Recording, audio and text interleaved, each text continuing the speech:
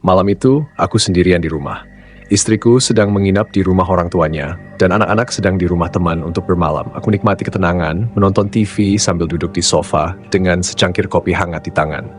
Jam sudah menunjukkan pukul 11 malam ketika tiba-tiba listrik padam. Gelap total. Aku menggerutu, berpikir mungkin ini pemadaman biasa. Aku meraih ponselku, menyalakan senter dan mulai mencari lilin di dapur. Saat aku mengorek-ngorek laci, aku mendengar suara langkah kaki di lantai atas. Aku terdiam. Ingat aku sendirian di rumah ini. Jantungku mulai berdebar. Langkah kaki itu terdengar lagi lebih berat dan lambat. Mungkin aku salah dengar, pikirku. Tapi kemudian ada suara seperti pintu kamar yang berderit terbuka. Jantungku makin kencang, dan aku tahu aku harus memeriksanya. Dengan tangan gemetar, aku menaiki tangga perlahan. Setiap anak tangga berderit di bawah kakiku, mengirimkan gema yang mengerikan ke seluruh rumah. Sampai di lantai atas, aku melihat pintu kamar terbuka sedikit. Aku yakin sebelumnya sudah menutupnya rapat. Aku mendekati pintu dan mendorongnya perlahan. Gelap gulita. Saat cahaya senterku menembus ruangan, aku tidak melihat apa-apa, hanya bayangan-bayangan aneh di dinding. Tapi saat aku hendak keluar dari kamar itu, aku mendengar napas seseorang, tepat di belakangku. Aku berbalik dengan cepat, namun tidak ada siapa-siapa. Tapi, udara di dalam kamar terasa lebih dingin dan bau aneh seperti bau tanah basah menyengat hidungku. Aku merasa ada yang memperhatikanku. Dengan panik, aku kembali ke lantai bawah. Saat aku menuruni tangga, tiba-tiba aku mendengar suara tawa pelan dari arah dapur, seperti suara seorang wanita. Padahal aku tahu, aku sendirian di rumah ini. Aku segera keluar dari rumah, berdiri di depan pintu sambil berusaha mengatur napas. Di dalam, suara tawa itu berubah menjadi tangisan. Aku menutup pintu dengan cepat dan berlari menjauh. Dan sejak saat itu, aku bersumpah aku tidak akan pernah mau sendirian lagi di rumah ini.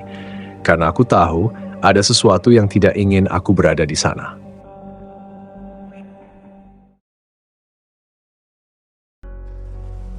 Malam itu, aku pulang lebih larut dari biasanya. Jalanan sepi, hanya ada deru angin malam yang dingin mengiringiku.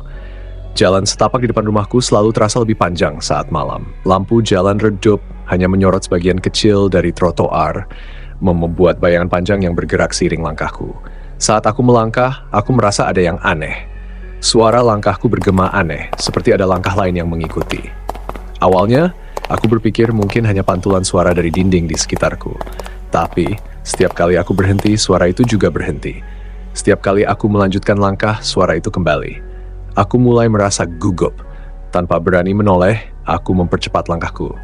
Tapi suara itu semakin cepat, semakin mendekat. Jantungku berdegup kencang dan napasku mulai tersengal. Aku mencoba menenangkan diri, berpikir mungkin hanya imajinasiku yang terlalu aktif. Namun, ketika aku melewati lampu jalan yang lebih terang, aku melihat bayangan lain yang mengikuti di belakangku. Bayangan seseorang yang tidak ada di sana. Aku berhenti sejenak, berusaha mengumpulkan keberanian untuk menoleh. Dengan perlahan, aku menolehkan kepala, tapi tidak ada siapapun di sana. Hanya jalanan kosong dan bayangan dari lampu jalan.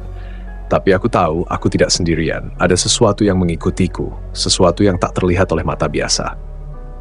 Aku mulai berjalan lagi, kali ini dengan cepat. Tapi bayangan itu semakin besar, semakin jelas.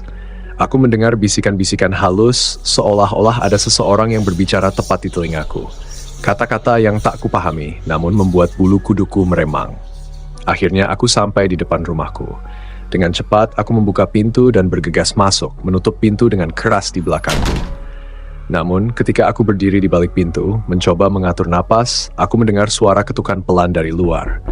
Aku tahu apapun yang mengikutiku di jalan tadi tidak berniat pergi. Itu menunggu di luar sana, tepat di balik pintu. Dan malam itu, aku menyadari bahwa jalan pulangku tak akan pernah sama lagi. Aku tak pernah benar-benar sendiri.